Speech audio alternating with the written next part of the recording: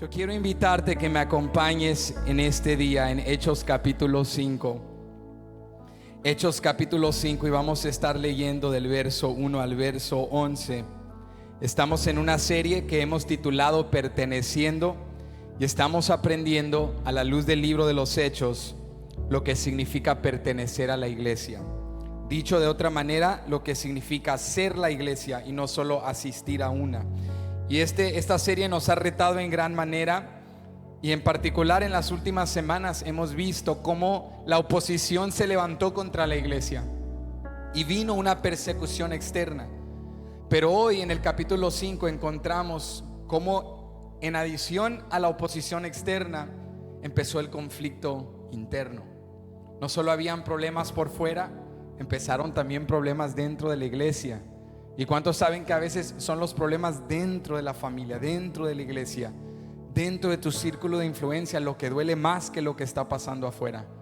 Pero Dios usó esta situación que vamos a leer en un momento para crear en la iglesia un sentido de reverencia y temor por su presencia, y para recordarle a su pueblo que Él estaba en sus medios, que Él es un Dios santo y que Él no puede ser engañado, que Él no busca apariencias, que Él busca una fe auténtica, representada, caracterizada por alguien que con un corazón genuino se quebranta ante Él. Entonces ve conmigo, estamos en Hechos 5, verso 1 al 11, y dice así la palabra de Dios. ¿Lo tenemos? Pero cierto hombre llamado Ananías, con Safira su mujer, vendió una heredad y sustrajo el precio, sabiéndolo también su mujer, y trayendo solo una parte, la puso a los pies de los apóstoles. Y dijo Pedro: Ananías, ¿por qué llenó Satanás tu corazón para que mintieses al Espíritu Santo y sustrajeses del precio de la heredad? Reteniéndola, ¿no se te quedaba a ti? Y vendida, ¿no estaba en tu poder? ¿Por qué pusiste esto en tu corazón? No has mentido a los hombres, sino a Dios. Al oír Ananías estas palabras, cayó y expiró. Y vino un gran temor sobre todos los que oyeron. Y levantándose los jóvenes, lo envolvieron y sacándolo, lo sepultaron. Pasado un lapso como de 3 horas, sucedió que entró su mujer, no sabiendo lo que había acontecido. Entonces Pedro le dijo: dime, ¿vendisteis en tanto la heredad? Y ella dijo: sí, en tanto. Y Pedro le dijo: ¿por qué convinisteis en tentar al Espíritu del Señor? He aquí a la puerta los pies de los que han sepultado a tu marido, y te sacarán a ti. Al instante ella cayó a los pies de él y expiró. Y cuando entraron los jóvenes, la hallaron muerta, y la sacaron y la sepultaron junto a su marido. Y vino gran temor sobre toda la iglesia y sobre todos los que oyeron estas cosas. Quiero hablarte el día de hoy bajo el tema fe auténtica más allá de las apariencias. Fe auténtica más allá de las apariencias. Inclina tu rostro conmigo y vamos a orar. Padre, te damos gracias por tu presencia. Gracias, Señor, por el acceso que nos das a ti en Cristo Jesús. Qué bello es, Señor, sentir tu presencia, ser animados por nuestros hermanos en la fe y confesar y cantar juntos estas palabras hermosas que nos recuerdan que tú eres bueno, que tú eres fiel, que eres confiable, que tu palabra es fidedigna, que eres quien has dicho ser, que lo hiciste en el pasado, en el ayer, y que lo puedes hacer otra vez. Y te damos gracias por eso. Te pedimos ahora que nos hables de una manera personal a través de tu palabra, que con la iluminación del Espíritu Santo abras nuestros ojos espirituales para ver a la luz de la palabra falsedad en nuestro corazón, hipocresía en nuestro corazón, inconsistencia en nuestra vida. Y no lo decimos con el fin de desanimarnos, de tirarnos o tumbarnos al suelo, pero sí con el fin de quebrantarnos, y de que con convicción sintamos, Señor, un impulso del Espíritu para crecer, para pasar de una apariencia de espiritualidad a una fe auténtica, caracterizada no por fingir, sino por ser quien tú nos has llamado a ser. Háblanos en este día. Lo pedimos en el nombre que es sobre todo nombre, el nombre de Jesús. Y todos decimos amén. Pueden ocupar su lugar en la presencia del Señor. Fe auténtica más allá de las apariencias. Yo creo que todos podemos reconocer el día de hoy, sin ser exagerados, sin ser hipérboles, que el mundo en el cual vivimos es un mundo obsesionado con las apariencias. Es un mundo en el cual, desde lo que vemos en la televisión hasta lo que encontramos en las redes sociales, desde nuestro entorno en casa hasta las esferas altas de la sociedad, vemos una presión que viene de la cultura, una ola fuerte que viene de la cultura, que nos promueva y nos enfoca constantemente las apariencias. Y hay una presión que sentimos como seres humanos de aparentar o fingir estar mejor de lo que realmente estamos. No levantes tu mano, pero así por dentro, ¿cuántos se pueden identificar con eso? La presión de aparentar o fingir estar mejor de lo que realmente estás. Yo creo que todos nos podemos relacionar en algún momento que se junta la familia y tú y tu cónyuge se están peleando, la están pasando muy mal, pero ya viene llegando la familia y ¿qué dicen? Dicen, bueno, vamos a poner esto a un lado por un momento, pero cuando se vaya la familia, vas a ver, vamos a retomar lo que ahorita queda pendiente, pero mientras llegue la familia vamos a fingir y aparentar, no porque queramos ser malos, querramos, ¿verdad?, ser hipócritas, pero es que no queremos causar problemas, porque sentimos una presión constante en la sociedad, en la vida, de aparentar que nuestros hijos son más obedientes de lo que son, en las redes de que estamos más ordenados y compuestos de lo que realmente estamos. Hay una presión constantemente y yo quisiera decirte el día de hoy que tristemente, lastimosamente, esa presión no solo existe en el mundo y en la sociedad. Escúchame bien, esa presión existe en la iglesia. En la iglesia hay una presión constante. No es una presión impulsada por el Espíritu Santo, no es una presión que emana o fluye del corazón del Padre, porque a lo contrario, Él quiere que seamos honestos, Él quiere que seamos genuinos, pero es una presión creada por los cristianos, la creamos tú y yo, y es una presión que nos imponemos el uno al otro, que cada domingo que nos congregamos aparentamos nuestra mejor versión. ¿Cuántos podemos ser honestos el día de hoy?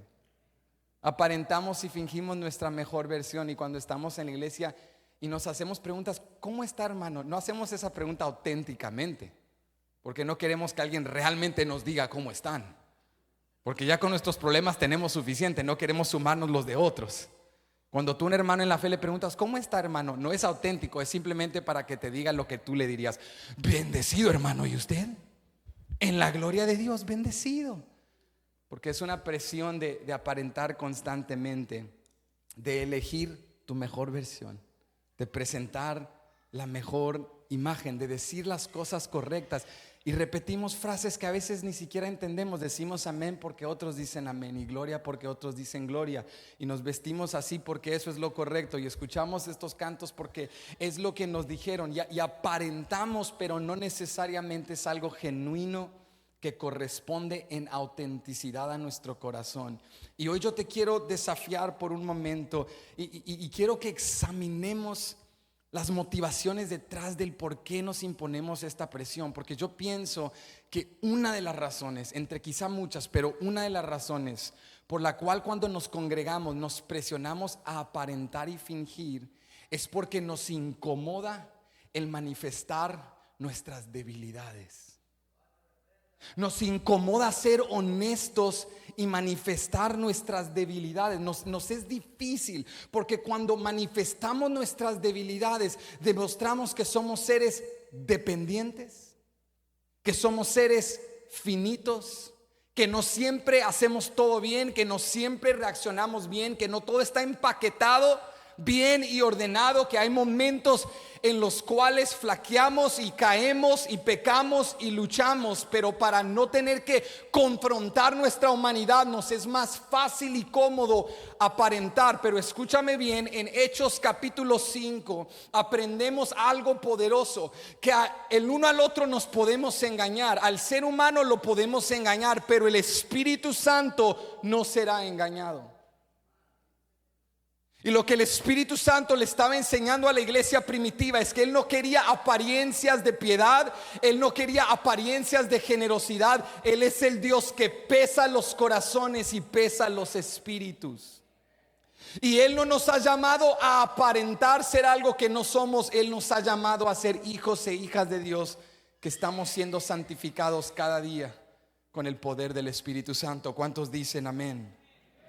Entonces hoy yo te quiero retar a no temer ser auténtico en la casa de Dios. Y yo sé que esto es difícil, yo sé que hay gente que ha sido herida, yo sé que hay momentos en los cuales quizá fuiste real con alguien y le confiaste a alguien la lucha de tu vida, de tu matrimonio, y esa persona te dañó, y esa persona en lugar de orar por ti lo murmuró. Y yo sé que el daño en la iglesia, el dolor en la iglesia es real, y en un momento hablaremos de eso. Pero escúchame, yo quiero retarte a no cerrar tu corazón, porque con apariencias no vamos a crecer. Si queremos crecer necesitamos una fe auténtica. ¿Cuántos están de acuerdo? Si queremos crecer necesitamos ser reales. Y escúchame, si tú eres débil y tú tienes flaquezas y tienes carencias y tienes problemas y conflictos en tu vida, siéntete cómodo y bien acompañado, porque estás en el lugar correcto. De esto se trata el evangelio. El evangelio no es que gente piadosa y santa alcanzó a Dios. El evangelio es que el Dios santo envió a su Hijo a pecadores para salvarnos y redimirnos. Entonces el evangelio se trata de confesar tu pecado, confesar tu debilidad ante la presencia del Dios todopoderoso, que no es solo fuerte para escuchar y resistir tu problema, es también poderoso para hacer algo al respecto y transformarte y cambiarte. Estas son las buenas nuevas del evangelio, que tú puedes venir y decirle: Dios, soy débil, Dios, no puedo. Y Él no solo te escucha, Él no te dejará allí, Él te levantará, te transformará para la gloria de su nombre. Entonces en Hechos 5 nos encontramos con una iglesia que estaba unida bajo un mismo corazón, un alma, un mismo sentir. Todo iba bien, había generosidad extravagante que se desbordaba del corazón de los creyentes. El contexto del capítulo 4 nos dice: no había ni un necesitado en sus medios. Pero luego el capítulo 5 nos presenta una pareja llamada Ananías y Zafira. Y Ananías y Zafira, en contraste a lo que Dios venía haciendo por medio del Espíritu Santo, permitieron que Satanás llenara sus corazones. Escúchame bien, permiten que Satanás llene sus corazones. Y bajo un corazón de avaricia y no generosidad, intentan fingir o aparentar hacer algo que realmente no estaban haciendo. Venden un terreno que tenían y se guardan una parte, pero van ante los apóstoles y dan la otra parte y mienten, dicen que dieron todo lo que habían recibido de esa ganancia. Y Pedro, porque estaba conectado con la presencia de Dios, y la iglesia viene de una llenura del Espíritu, de un impulso del Espíritu, el Espíritu Santo le da discernimiento. Y Pedro percibe y sabe: están mintiendo, están engañando, y no nos han tratado de engañar a nosotros, sino a Dios, y Dios no será engañado. Y vino sobre la vida de Ananías, y luego 3 horas después su esposa Zafira, no solo juicio, no solo un trato de Dios, sino muerte. Dios los mató allí en ese momento. Y los jóvenes tomaron a Ananías, lo envolvieron, lo sepultaron, y volvieron y se quedaron en la puerta esperando que llegara Zafira, porque sabían que la situación no había terminado. Y cuando llega Zafira a las 3 horas, lo mismo, Pedro le dice: ahí están los jóvenes de pie esperándote a ti también. Se llevaron a tu marido, ahora te van a llevar a ti. Y cayó un temor, una reverencia ante todo el pueblo. Y el pueblo comprendió la lección. Dios no quiere apariencias, Dios quiere fe auténtica. ¿Qué quiere Dios? Dile al que está a tu lado, pero díselo con gracia, porque también a ti te lo van a decir. Dile: Dios quiere fe auténtica, díselo, pero con gracia. Dile: Dios quiere fe auténtica, Dios quiere fe auténtica. Ahora dile a tu otro vecino: que Dios nos ayude. Díselo, que Dios nos ayude, porque no es fácil. No es fácil, pero con el poder del Espíritu Santo lo podemos lograr. Hay 3 cosas que te quiero enseñar el día de hoy. para pasar de apariencias y fingir a vivir con una fe auténtica. Aquí está lo primero que vamos a aprender hoy. Dios nos llama a vivir en la verdad, no a fingir. Número 2, Dios nos llama a ser transformados con el poder del Espíritu Santo, no con nuestras propias fuerzas. Y número 3, Dios merece nuestra reverencia, no solo alabanza externa. Lo primero que aprendemos hoy, abre tu Biblia conmigo, estamos en Hechos capítulo 5, versículo 1 al 4. Y aquí está lo primero que aprendemos en esta historia, que Dios nos llama a vivir en la verdad, no a fingir. Dice el verso 1 al 4: pero cierto hombre llamado Ananías, con Safira su mujer, vendió una heredad y sustrajo del precio, sabiéndolo también su mujer, y trayendo solo una parte la puso a los pies de los apóstoles y dijo: Pedro, Ananías, ¿por qué llenó Satanás tu corazón para que mintieses al Espíritu Santo y sustrajeses del precio de la heredad, reteniéndola? ¿No se te quedaba a ti? Y vendida, ¿no estaba en tu poder? ¿Por qué pusiste esto en tu corazón? No has mentido a los hombres, sino a Dios. Ahora, antes de abordar el pecado de Ananías y Zafira, quiero recordarte el contexto, porque nos dice los capítulos anteriores 3 y 4 del libro de los Hechos que vino una llenura del Espíritu Santo tan poderosa que la iglesia, como resultado de esa llenura, se unió. Estaban bajo un alma, un corazón, estaban unidos y una generosidad extravagante. Fue como un desborde resultado de esa llenura del Espíritu, porque empezaron a vender terrenos, empezaron a vender heredades, empezaron a apoyarse el uno al otro, al grado que concluye el capítulo 4 diciéndonos que no había ni un necesitado entre ellos. Era una generosidad extravagante. Y entre toda esa generosidad, Lucas, el escritor de Hechos, destaca un personaje llamado Bernabé. Y nos dice que este hombre, Bernabé, vendió su heredad. Todo lo que había ganado lo trajo a los pies de los apóstoles. Ahora, este acto generoso fluyó de un corazón agradecido. Bernabé lo hizo no por reconocimiento, Bernabé lo hizo no por quedar bien con la gente, Bernabé lo hizo porque estaba agradecido con Dios. Y al ver la necesidad de sus hermanos en la fe, el impulso del Espíritu lo llevó a la generosidad extravagante. Pero cuando los creyentes de la iglesia vieron este acto generoso, empezaron a hablar. Y la gente empezó a decir: wow, mira la generosidad de Bernabé, mira lo noble que es Bernabé. Y para muchos, Bernabé fue una figura de inspiración. Fue alguien que los retó a ser generosos en el buen sentido. Pero para otros, como Ananías y Zafira, en lugar de inspirarlos a la generosidad, fue un punto de contención en sus corazones donde el enemigo aprovechó.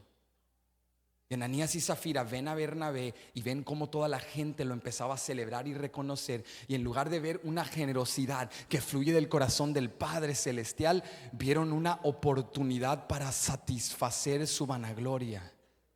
Vieron una oportunidad para satisfacer su avaricia con una apariencia de piedad y generosidad. Y dice la palabra, escúchame bien, porque cuando Pedro los reprende, dice la palabra que Pedro le dice a Ananías: ¿por qué permitiste que Satanás entrara a tu corazón? ¿Quién entró a su corazón? Esto a mí me sacude, porque recuerda conmigo que estamos hablando de creyentes. Ananías y Zafira eran creyentes, eran parte de la iglesia primitiva. Mi pregunta es: ¿cómo puede Satanás entrar al corazón de un hijo de Dios? Escúchame bien, porque un hijo de Dios le da cabida.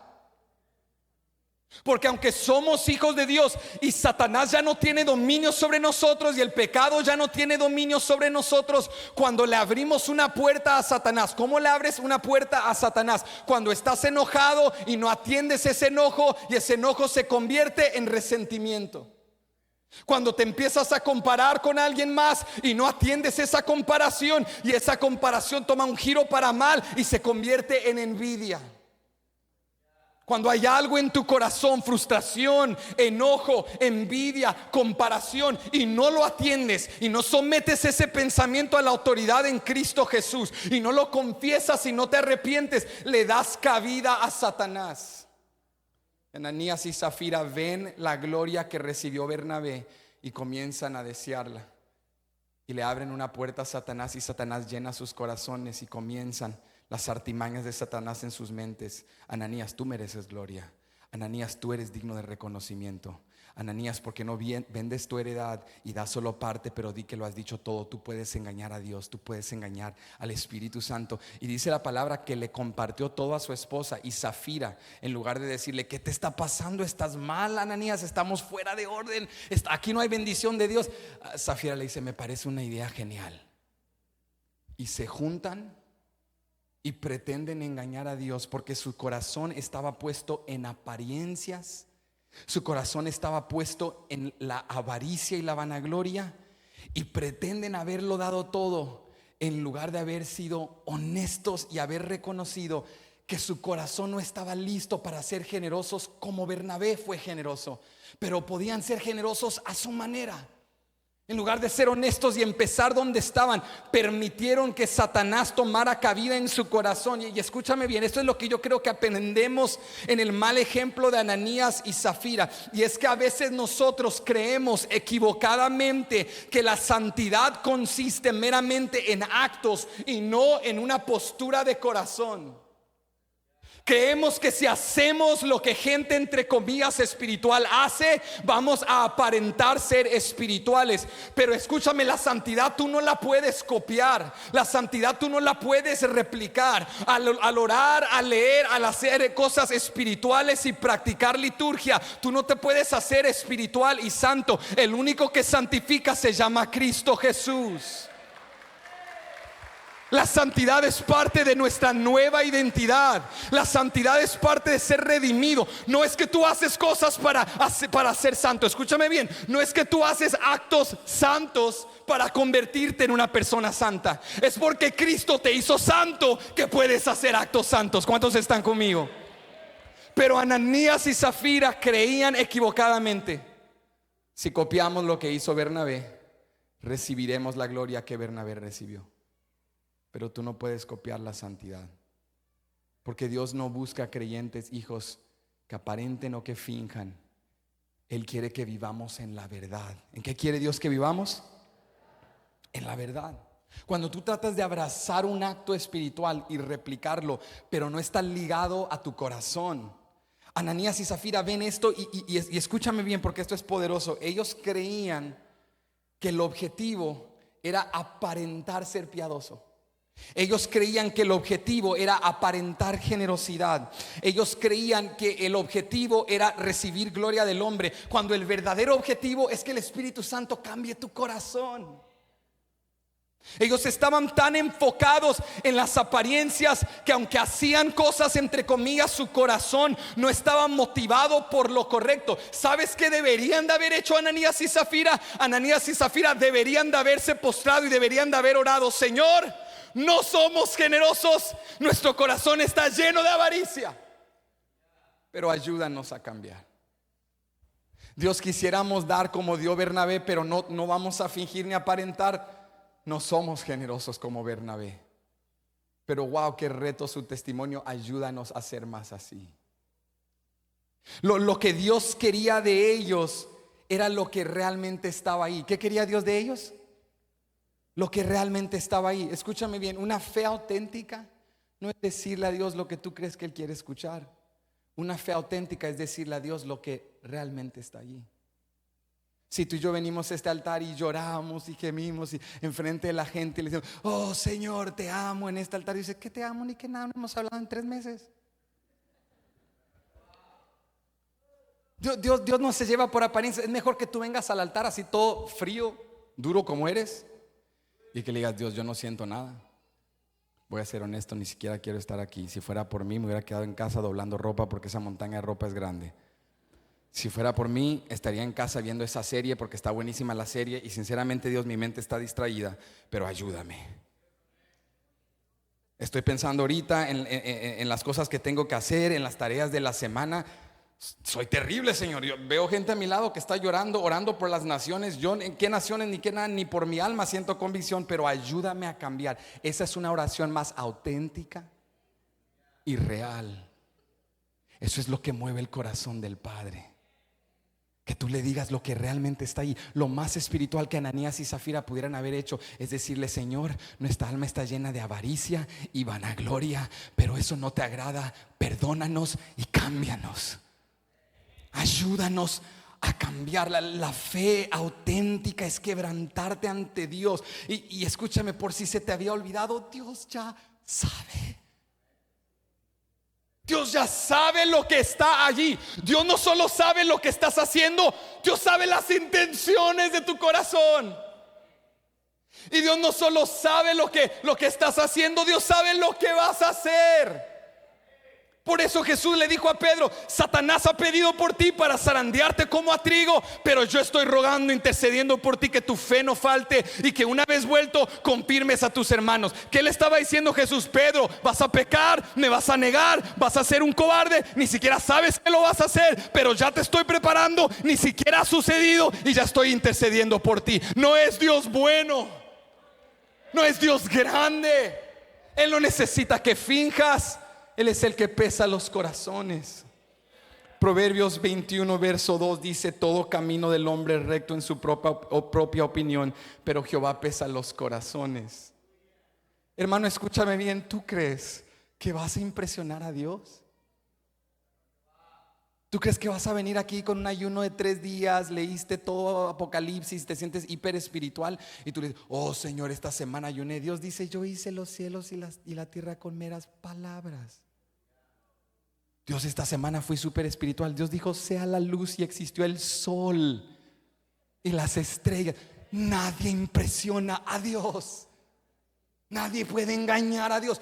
Tú ven y dile la verdad: Señor, ando mal. Señor, hay pecado en mi corazón. Señor, como dijo Pablo, en la autenticidad de la santificación, lo que no debería hacer hago, lo que debería hacer no lo hago. Quiero lo que no debería querer, lo que debería querer no lo quiero. Pero bendito sea Dios en Cristo Jesús, que me ha dado la victoria. Gracias, Señor, que tú puedes cambiar mis deseos y tú puedes transformarme. Dios no está interesado en apariencias, amigo, hermano. Dios está interesado en tu corazón, en tu vida. Él no quiere que copies actos de otros, acciones de otros. Él quiere que vengas con la sinceridad de tu corazón. Él no quiere que tú hagas lo que otros están haciendo. Dios no quiere que pretendas hacer más de lo que realmente puedes hacer. Dios quiere que vengas con la sinceridad de tu corazón, porque este es el peligro del fingir. Este es el peligro de la apariencia, que vienen consecuencias severas cuando tratamos de engañar a Dios. Aquí cae un matrimonio muertos, y no estamos hablando del Antiguo Testamento, estamos hablando del Nuevo Testamento, el Nuevo Pacto. Y caen muertos ante la presencia de Dios por tratar de engañar al Espíritu Santo. Dios les estaba enseñando el peligro. Porque escúchame bien, el pecado no fue que no lo dieron todo. Eso es lo que le dice Pedro. Pedro le dice a Ananías: la heredad era tuya. El dinero que ganaste estaba en tus manos. No tenías que mentir. El pecado no fue que ellos no pudieron dar toda la parte como lo hizo Bernabé. El pecado fue que mintieron acerca de lo que dieron. Ellos pudieron haber dado parte. Ellos pudieron haber dado a su capacidad. Y Dios iba a ir cambiando su corazón, porque la santificación es un proceso. ¿Es qué? Es un proceso. Tú ves a un creyente súper generoso, ves a un creyente entregado a la oración y te comparas, dices: ¿cómo puedo llegar ahí? Fue un proceso. Tú no sabes su proceso. Y el enemigo te empieza a engañar y te dice: si tú no das lo que él dio, si tú no oras como ella ora, si tú no te entregas. Pero tú empiezas donde estás, con la autenticidad de tu corazón. Dios, esto es lo que puedo dar, y aún con esto estoy batallando. Dios, perdóname, no quiero ser así, pero lo voy a dar. Y en eso Dios comienza a trabajar en tu corazón. Te desprendes un poquito y Él te hace más como Él. Y luego la próxima vez te desprendes un poco más y Él va cambiando tu corazón. Y empiezas a orar y Él va cambiando tu corazón. Y empiezas a leer y Él te va invitando a una mayor intimidad, profundidad en su presencia. La santificación es un proceso. No necesitas estar donde alguien más está. Por eso ellos pudieran haber sido honestos: Señor, vamos a dar solo parte y la otra parte la vamos a invertir porque tenemos temor acerca del mañana. Y Dios iba a trabajar en sus corazones. Pero el pecado estuvo en el engaño. El pecado estuvo en el fingir. El pecado estuvo en el aparentar ser más piadosos y justos de lo que realmente eran. El pecado estaba en desviar su corazón de la verdad de Dios. Y cuando Dios nos invita a vivir en su verdad, cuando Dios nos invita a ser transparentes ante su presencia, es poderoso, porque cuando tú eres honesto con Dios, no solamente tu corazón está sano, tu conciencia está sana, sino que, escúchame bien, cuando tú eres honesto con Dios, te posicionas para que Dios te apoye. Cuando tú eres transparente con Dios de que no estás donde deberías estar, Dios entonces puede entrar con su intervención sobrenatural y levantarte y apoyarte y ayudarte. No es esto de lo que se trata el evangelio. Jesucristo lo dijo de esta manera, que el gran médico no vino por los sanos. Él vino ¿por quién, iglesia? Por los enfermos. O sea que el primer paso para que un enfermo reciba sanidad no es simplemente correr al médico. El primer paso es reconocer su enfermedad. Si tú vas al médico y todo el tiempo le estás diciendo al médico lo saludable que estás, no te puede ayudar. Y tú puedes hablar y prometer, oh, sí, estoy bien, estoy bien. Como cuando yo fui, Chabeli me retó a mi esposa, me dice, tienes que ir a hacerte un chequeo, amor, tienes que ir a hacerte un chequeo. Y dije, ok. Entonces me fui a hacer un chequeo y yo iba así todo positivo, porque no, estoy joven, estoy saludable, yo estoy fuerte. Entonces llego ahí y la doctora preguntándome, ¿cómo se siente? No, bien. Y el estrés, no tengo estrés. Solo pastoreo una iglesia y tengo 4 hijos y verdad, pero no tengo problemas de nada, yo soy feliz. Ok, ¿y depresión? Claro que no. Y esto, no, yo estoy bien. Y ok, pues te vamos a sacar sangre. Y en la sangre vamos a ver cómo realmente estás. Y me puse nervioso, porque no me gusta que me saquen sangre. Y siempre que me sacan sangre me pongo así todo nervioso y me empiezo a marear. Y me dice, ¿estás bien? Le digo, no, pero haga lo que tenga que hacer, señora, hágalo. Y me dijo la doctora, en unos días te van a llegar los resultados. Y cuando me llegaron los resultados y los abrí, y tuve que confrontar áreas de mi salud en las que tengo que mejorar. No puedes cambiar y mejorar si primero no reconoces, estoy mal. Tú puedes llegar al médico y decirle, estoy bien, estoy perfecto, me siento bien. Nada va a cambiar hasta que reconozcas, estoy mal. No estoy viviendo saludable. Mi vida no está en absoluto orden. Necesito ayuda. Por eso el primer paso para que el gran médico Jesucristo transforme tu vida es que reconozcas que eres enfermo, porque para enfermos Él vino. Por enfermos Él vino. Esta es la obra de la santificación del Espíritu Santo, que tú reconozcas dónde estás, que lo más espiritual que puedas hacer es decir, no soy generoso, mi corazón está lleno de avaricia, pero quiero serlo. La realidad es que no puedes crecer si no reconoces dónde estás. No puedes cambiar si estás fingiendo y aparentando. Lo primero que aprendemos en esta historia es que Dios nos llama a vivir en la verdad, no a fingir. Dios nos llama a ser auténticos. Pero en segundo lugar, escucha esto, Dios nos transforma a través del Espíritu Santo, no de nuestro propio poder. Si tú vuelves conmigo al versículo 3, mira nuevamente lo que Pedro le dice a Ananías. Y dijo Pedro, Ananías, ¿por qué llenó Satanás tu corazón para que mintieses al Espíritu Santo y sustrajeses del precio de la heredad? Entonces quiero que notes algo conmigo. En todo este proceso en el cual Ananías y Zafira se juntaron y empezaron una estrategia para engañar a Dios, todo lo que hicieron, lo hicieron en sus propias fuerzas. Nunca consultaron a Dios, no se quebrantaron ante Dios, porque si lo hubiesen hecho, el Espíritu Santo los hubiese convencido de su pecado. Pero como estaban operando en sus propias fuerzas, aunque estaban viviendo en una comunidad llena del Espíritu y habían visto la llenura del Espíritu Santo, de la cual leímos solo el capítulo anterior, y habían visto cómo el Espíritu Santo les dio empoderamiento y les dio denuedo, aún así, aunque estaban en el entorno correcto, sus corazones no estaban sometidos a la autoridad del Espíritu Santo. En sus corazones, aunque habían visto a Dios derramar poder y habían visto el denuedo que el Espíritu Santo dio, seguían autoengañándose, creyendo esto se hace con nuestras propias fuerzas. Esto se hace en nuestra propia capacidad, y su objetivo fue crear una imagen espiritual basada en capacidad humana. Y por eso Pedro les dice: porque Satanás ha llenado sus corazones para tratar de engañar al Espíritu de Dios. O sea que Pedro está destacando que en ellos había una lucha espiritual, había una tensión, que en lugar de depender de Dios estaban dependiendo de su propia capacidad, que se habían sentado y habían creado un plan. No fue algo casual, no fue algo impulsivo. En el verso 3 lo vemos otra vez en el verso 9 con Zafira, cuando Pedro le dice a Zafira: mira esto, ¿por qué convinisteis? En otras palabras, ¿por qué planificaste en tentar al Espíritu Santo? O sea, no fue algo impulsivo, fue un plan que generaron juntos. Escúchame bien, hermano, si tú tratas de vivir en piedad y vivir en santidad y vencer la tentación y ser fiel y vivir en la disciplina de Dios, sin la ayuda de Dios vas a fracasar. Si tratas de hacer esto sin el poder y el apoyo del Espíritu Santo, escúchame, tratar de vivir en santidad sin el poder del Espíritu Santo siempre lleva a fingir, siempre lleva a apariencia, siempre conduce a hipocresía, siempre te quema y te desgasta y te lleva a la decepción, porque llega un momento donde te das cuenta: yo no puedo hacer esto solo, pero lo he estado haciendo solo. Entonces, para que todos no se den cuenta que soy realmente débil, voy a fingir y voy a aparentar.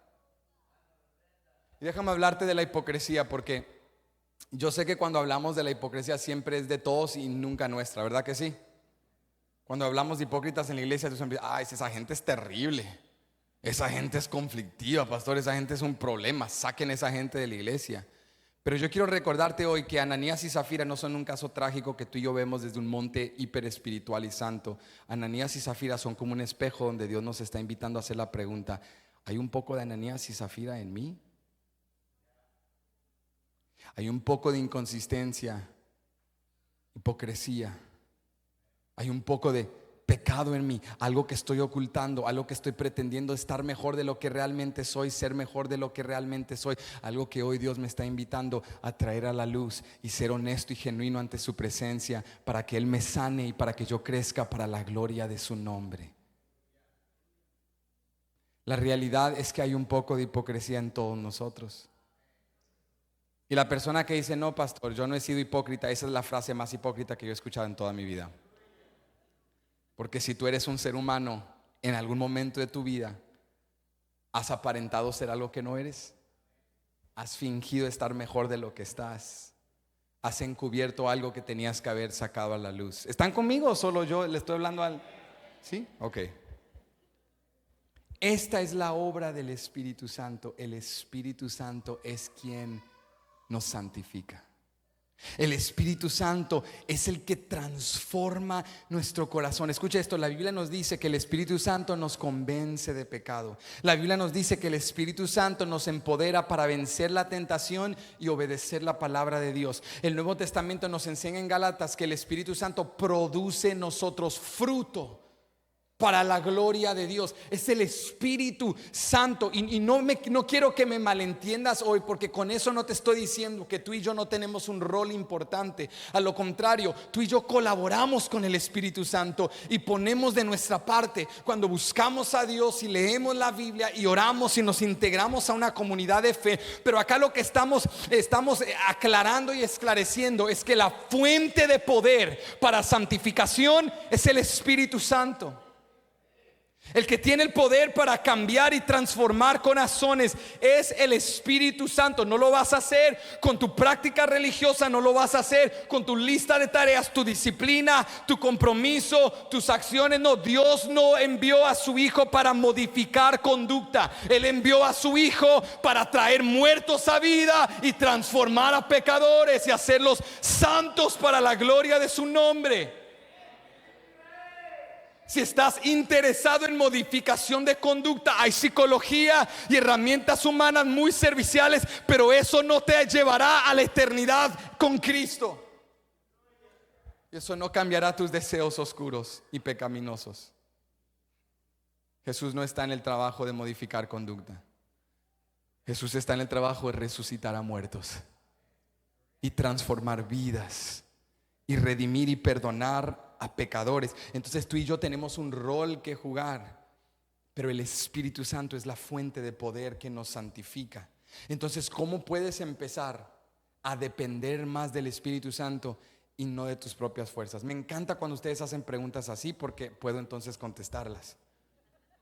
¿Cómo le haces para confiar más en el Espíritu Santo y no depender de tus propias fuerzas? Escúchame bien, lo primero que puedes hacer es reconocer dónde realmente estás. Lo más espiritual que tú puedes hacer el día de hoy es reconocer dónde estás. Déjame te lo explico en palabras sencillas, porque tú puedes orar y ayunar, pero escúchame bien, de nada te sirve el ayuno y la oración si no reconoces tu pecado. Ahora, si reconoces tu pecado y te quebrantas y empiezas a ayunar para consagrarte y crecer en las cosas de Dios, y a leer la palabra y orar para crecer en comunión con el Señor, entonces empieza a hacer un impacto en ti. Pero es lo mismo que te decía, como ir al médico y dedicar mucho tiempo ahí, leer muchos libros, pero no tomarte la medicina y no sacarte sangre y no reconocer en dónde estás. Lo primero que haces para empezar a depender del Espíritu Santo es reconocer dónde estás. Reconocer dónde estás es el punto de partida. Humillarte ante Dios, confesar tu pecado, confesar tu debilidad. Y una vez que tú reconoces dónde estás, comienzas a depender de su poder sobrenatural, porque el reconocimiento y la confesión es el punto de partida, pero Él no te dejará allí. Tú vienes y le dices: Dios, en mi corazón hay avaricia, en mi corazón hay pecado, en mi corazón hay esto o aquello, pero Él no te dejará allí. Él transformará tu corazón. ¿Cuánto le dan gracias? El Espíritu Santo te va a transformar, no te va a dejar en donde estás. Pero comienza con reconocimiento. Dios, estoy enojado. Dios, estoy herido. Dios, hay resentimiento en mi corazón. Dios, esa hermana me cae mal y no la quiero volver a ver nunca en la vida. Entonces, ay, pastor, qué oración más fea. Esa oración es más espiritual a que tú hagas ruido como címbalo que retiñe y hables en lenguas y grites, pero aborreces a tu hermana en la fe. Creo que es más espiritual que le digas: Dios, no quiero a esta hermana, pero perdóname y ayúdame. Dios, estoy luchando con esto en mi vida, ayúdame a cambiar, para que entonces cuando hables en lenguas y fluyas en el Espíritu, no sea como címbalo que retiñe, pero como algo bello que edificará tu espíritu, porque es auténtico, porque es real, porque no tiene estorbo. ¿Por qué? Te voy a hacer una pregunta. ¿Por qué luchamos tanto con reconocer nuestra debilidad ante Dios? ¿Por qué nos incomoda tanto venir ante la presencia de Dios y reconocer cuando hay dolor, cuando hay pecado, cuando hay algo desplazado o fuera de orden? Y yo creo en parte por lo que te decía al inicio, porque no queremos aparentar ser débiles. Que es interesante, porque somos débiles. Lo que le decimos al Señor: Señor, no quiero aparentar ser esto. Y Dios dice: pero hijo, no es aparentar, es que eres. Se le digo a la gente que he fracasado, que van a pensar que he fracasado, pero si fracasaste. Y si eres débil, y si eres un pecador, y si el hijo pródigo vuelve a la casa del padre, ¿qué van a pensar todos? Que fracasó y que le fue mal allá afuera. Pero sí fracasó y le fue mal allá afuera. Pero gracias a Dios que en la casa del padre la puerta siempre está abierta, y que aunque el hijo puede ir y fracasar allá afuera, el padre nunca fracasa. Y en la casa del Padre la mesa siempre está servida. Vamos a suspender nuestro orgullo. Yo sé que usted es muy orgulloso, hermano, y con el apellido no se juega, pero vamos a dejar que nuestro orgullo flote en el aire solo por un momento, y vamos a hablar de ser honestos de nuestra debilidad. ¿Por qué batallamos tanto?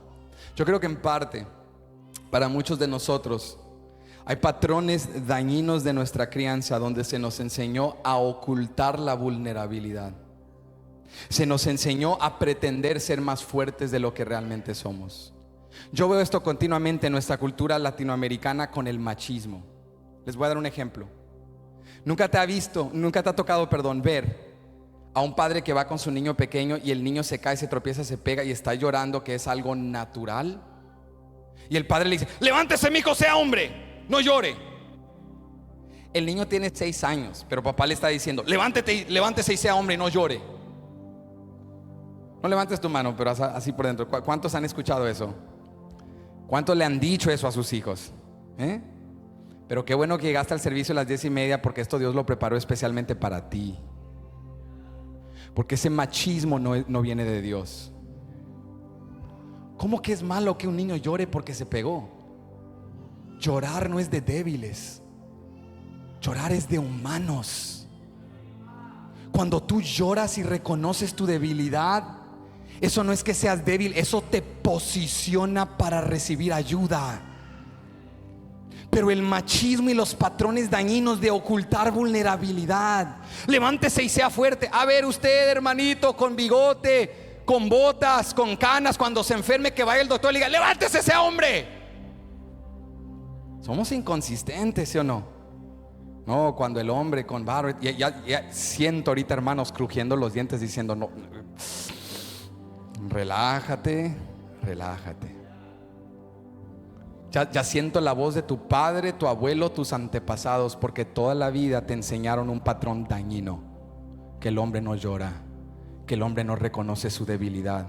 Y luego vienes al cristianismo y es un shock cultural, porque Jesús te dice: confiesa tu dolor, confiesa tu debilidad, confiesa tu pecado. Y no sabes cómo confesar, porque toda la vida tienes la voz de tu padre, tu abuelo, que te decían: sea hombre, levántese, no llore, sea macho, sea fuerte.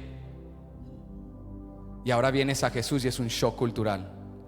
Pero hoy el Espíritu Santo está suavizando tu corazón. Cuando tú te quebrantas ante Dios, eso te posiciona para recibir la ayuda de Dios. Lo más espiritual que tú puedes hacer es reconocer. Entonces, si un niño se cae, hermano, que llore, ese niño es humano. Llora, mijo, llora, pero ahora sí levántate y deja de llorar. Y vamos a atender la herida y vamos a avanzar. Pero llora, ¿sabes por qué?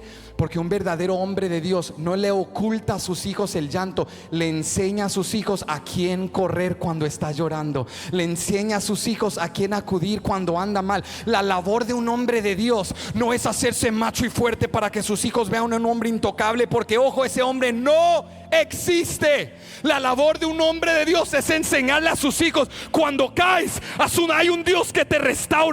Cuando lloras, hay un Dios que limpia tus lágrimas. Cuando sufres, hay un Dios que convierte tus traumas en testimonio. Lo que necesitamos no es hombres autoengañados creyéndose fuertes. Lo que necesitamos es hombres débiles en manos del Dios Todopoderoso, para que suya sea toda la gloria.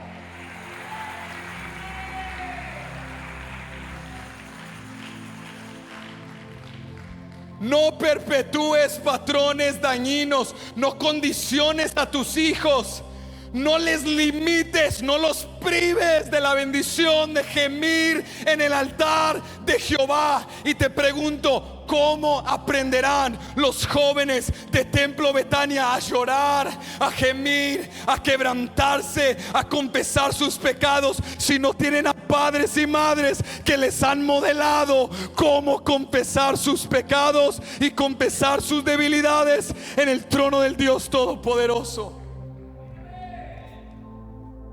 ¿Cómo aprenderán a reconciliar conflicto en sus matrimonios si papá y mamá siempre ocultaron las peleas y no les enseñaron a resolver problemas? ¿Cómo aprenderán a orar cuando hay necesidad si nunca escucharon a papá y mamá decir: estamos batallando como familia, pero vamos a orar y confiar en el Dios Todopoderoso, que nunca abandona a sus hijos, que nunca abandona a su pueblo? Él es el que pone pan en la mesa. No los queremos engañar, hijos. No somos nosotros, no son nuestras 60 horas de trabajo, no es nuestro esfuerzo, no es nuestro vigor. Es Él el que pone pan en la mesa. Es Él el que envía la bendición, es Él el que envía la provisión. Escúchame: reconocer que estás en dolor, llorar cuando estás quebrantado, no son síntomas de debilidad, son reflejos de humildad y humanidad. Cuando te quebrantas ante el trono de Dios, te posicionas para su intervención sobrenatural. Necesitamos quebrantarnos, necesitamos confesar ante Él para que su bendición fluya a nuestras vidas. Te quiero decir algo. La confesión no debería de sorprendernos en la iglesia, pero no es así. Y yo no me autoengaño. Yo sé la iglesia que pastoreamos, y yo sé que en Templo Betania todavía hay gente que tiene conceptos en sus mentes no bíblicos acerca de la santificación. Y cuando viene un creyente y les dice: hermano, estoy batallando, tomo pastillas cada día por la depresión y la ansiedad, y les dicen: ¿cómo que pastillas, hermano? Eso es ayuno y oración. Póngase a ayunar, póngase a orar. Hermano, estoy luchando con esta adicción, esta tentación. ¿Cómo que, hermano? Es que usted no ayuna, no ora. Y cuando alguien nos confesa sus problemas, sus luchas, sus pecados, en lugar de orar por Dios, levantarnos y animarlos, los juzgamos.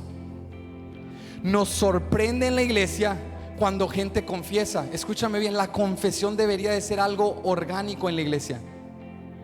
La confesión debería de ser algo que celebramos. Qué bueno, hermano, que Dios te dio el valor para traer eso a la luz, para confesar tu pecado, porque Satanás triunfa en las tinieblas y la mentira y el engaño triunfan en las sombras. Pero todo lo que se trae a la luz de la verdad de Cristo Jesús, allí hay restauración, allí hay redención, allí hay transformación, allí hay libertad. Cuando tú confiesas tu pecado, cuando tú recibes apoyo de hermanos en la fe, ya Satanás no tiene dominio sobre ti. Hay otros que están orando por ti, hay otros que están luchando a tu lado, hay otros que sobrellevan tu carga, y no estás solo. Escúchame, el conflicto, la debilidad, la confesión no debe de sorprendernos en la iglesia, porque hay un poder en la confesión cuando oramos unos por otros.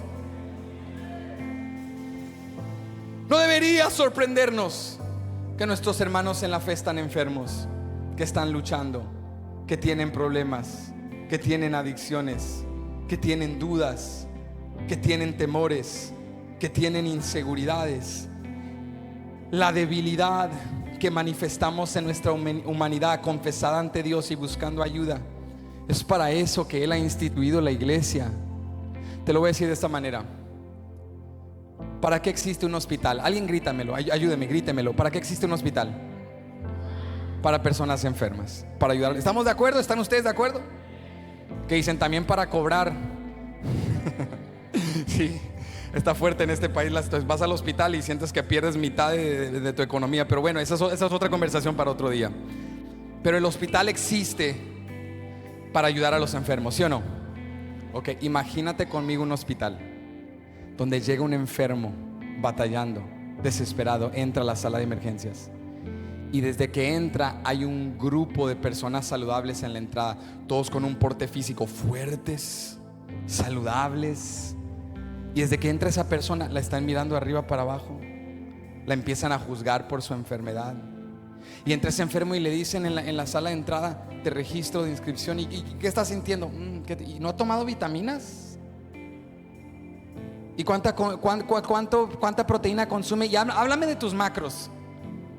¿Y tus hábitos? ¿Cuáles son tus hábitos? Imagínate cómo se empieza a sentir ese enfermo. Imagínate que luego lo llevan a la sala de reviso y viene el doctor y el médico entra y le empieza a decir cuáles son tus síntomas, qué estás sintiendo. Y este enfermo empieza a desbordar su alma, a confesar sus síntomas, lo que está sintiendo. Y este doctor lo empieza a juzgar: es que no comes bien, no vives bien. ¿Y cómo crees que se sentiría este enfermo? Este enfermo huye de ahí diciendo: esto no es un hospital. Este es un grupo de gente saludable que solo está aquí para juzgar enfermos. Tengo que irme a otro hospital. Ese no es un hospital. Ese hospital ha perdido su propósito. Ahora pon a un lado hospital y reemplázalo con la iglesia. ¿Qué pasa cuando por nuestras puertas viene un pecador? Y si cuando entra, en lugar de sentir amabilidad y el amor de Cristo y decirle: ¿estás enfermo? Sí, llegaste al lugar correcto. Lo empezamos a juzgar por su vestimenta, a juzgar por su trasfondo. Le empezamos a decir que está ahí porque no ora lo suficiente, no siembra lo suficiente, no lee lo suficiente. Iglesia, hemos perdido nuestro propósito. No debería de incomodarnos la confesión, no debería de incomodarnos las luchas de la gente. Para eso estamos aquí. Déjame leértelo en las palabras de las escrituras. Dice Gálatas 6, verso 1 en adelante: hermanos, si alguno fuere sorprendido en alguna falta, vosotros que sois espirituales, restauradle con espíritu de mansedumbre. ¿De qué? considerándote a ti mismo, no sea que tú también seas tentado. Sobrellevad los unos las cargas de los otros y cumplid así la ley de Cristo. Mira lo que dice Romanos 15 verso 1. Así que los que somos fuertes debemos soportar las flaquezas de los débiles y no agradarnos a nosotros mismos. Cada uno de nosotros agrada a su prójimo en lo que es bueno para edificación. Pablo dice: si eres fuerte en la fe, sustenta al débil en la fe. Si has aprendido y has madurado y has sido santificado, ayuda al que está luchando. Porque ojo, no sea que tú también seas tentado. Y extiende la misma gracia con la cual Cristo te ha impactado y te ha salvado a ti.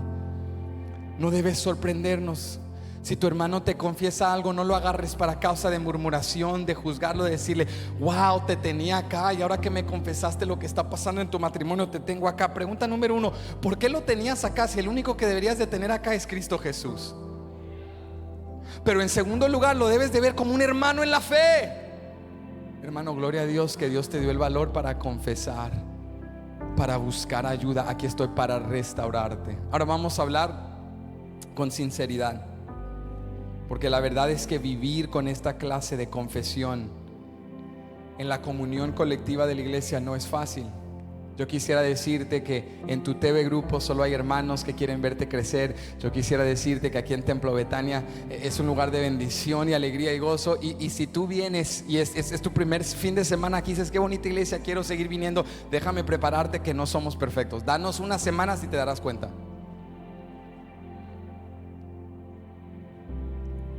Porque aquí vas a encontrar a gente real, con problemas, con preferencias, con disgustos, que te vamos a fallar y nos vas a fallar.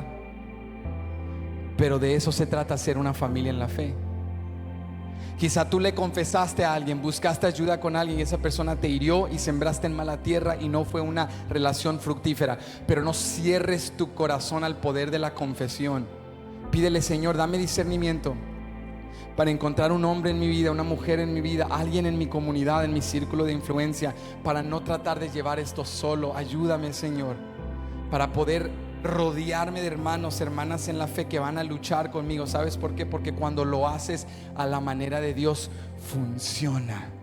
Y así como hay gente sí chismosa, ¿verdad que sí la hay? ¿Verdad que sí? Así como hay gente chismosa, conflictiva, problemática en la iglesia, y sí la hay. Aquí en Templo Betania la hay. Y unos colados se metieron a las 10:30 también, aquí están. Pero también hay gente piadosa y santa que quiere verte crecer, que quiere verte madurar, que va a abrazar tu matrimonio, que va a amar a tus hijos, que te van a visitar en el hospital, que van a darte cuando estás en necesidad. Si hay gente que murmura, si hay gente que hiere, si hay gente que no lo hace correctamente, pero en Templo Betania, en toda iglesia donde el nombre de Cristo y la bandera de Cristo es exaltada, hay gente santa, hay gente piadosa, hay un remanente, hay gente en esa entrada que cuando te ve con una sonrisa te reciben y te dicen: bienvenido a la casa de Dios, me alegra que estás aquí. Queremos ver a Dios obrar en tu vida, queremos verte sano y crecer y madurar para la gloria de Dios. No descartes a la familia en la fe.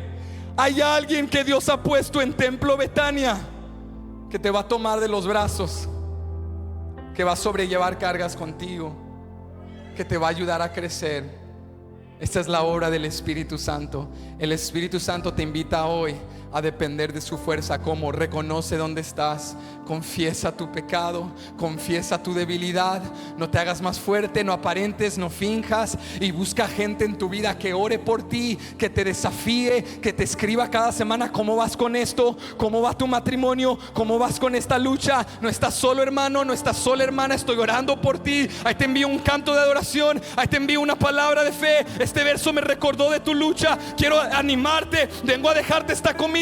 Te envié algo por DoorDash, te dejé algo en el hospital. No estás solo, aquí estamos. No te vamos a dejar caer, no te vamos a dejar quitar la mano del arado, no te vamos a dejar tirar la toalla, porque Dios tiene un propósito para tu vida. ¿Qué aprendimos hoy? En primer lugar, que Dios nos llama a vivir en su verdad, no a fingir. En segundo lugar, que Él nos transforma con el poder del Espíritu, no en nuestra capacidad. Pero por último, aquí cerramos, que Dios merece nuestra reverencia, no solo alabanza externa. Dice la palabra que el Espíritu Santo aprovechó este pecado de Ananías y Zafira para restituir reverencia a la presencia de Dios. Dice la palabra que Ananías cae muerto, ¿recuerdas? Los jóvenes lo toman, lo vuelven, lo sepultan, esperan a la puerta. 3 horas después viene Zafira. Pedro le hace la misma pregunta, trata de engañar a Dios. Le dice: se acaban de llevar a tu marido, ahora te toca a ti. Cae muerta y se la llevan. Y hubo gran temor ante todos, ¿cómo no? Hubo gran temor. Yo me imagino que el resultado de eso fue confesión. Yo me imagino que el resultado de eso fue arrepentimiento. Yo me imagino que el resultado de eso fue autoevaluación. Yo me imagino que el resultado de eso fue una humildad y compromiso, porque esto es lo que Dios que estaba restaurando. Dios merece no solo alabanza de labios, Dios merece nuestra reverencia. ¿Qué reverencia? Admiración, respeto, asombro, temor. Cuando tú te paras con reverencia ante la presencia de Dios, es que sientes asombro por su presencia. Dios, tú eres grande, tú eres santo. Dices como el salmista: ¿quién soy yo que tú te acuerdes de mí? Perdemos la reverencia a la presencia de Dios. Pero cuando Dios te invita a la confesión, a la humildad, al quebrantamiento, al no fingir, al no aparentar, pero al ser genuino y auténtico en su presencia, en esa autenticidad, en esa fe genuina, Él comienza a restituir en ti reverencia por su presencia, y comienzas a admirarte de la gracia de Dios, que aún así con flaquezas y carencias y tentaciones y pecados, Él es tan bueno que no nos abandona. Él es tan bueno que no nos deja.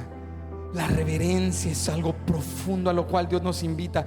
Y quiero dejarte con esto. ¿Sabes cuál fue el resultado de esa recuperada reverencia en la iglesia primitiva? El resultado en el verso 12 al 16. No lo vamos a leer, tú lo puedes leer en casa, pero te lo quiero recapitular. El resultado de esa reverencia fueron muchas señales y maravillas. Debido a esa reverencia hubo una mayor consagración a Dios, y debido a esa mayor consagración Dios empezó a derramar poder sobrenatural, señales, prodigios, milagros, maravillas. Muchos creyeron y se sumaron a la iglesia por lo que sucedió con Ananías y Zafira, porque el pueblo recordó: Dios no será engañado, Dios no está juzgando, Dios no está jugando. Dios quiere corazones auténticos, Dios quiere corazones quebrantados, Dios quiere corazones humildes. Y ahí el Espíritu se empezó a mover, y el resultado de esa reverencia fue la gloria de Dios.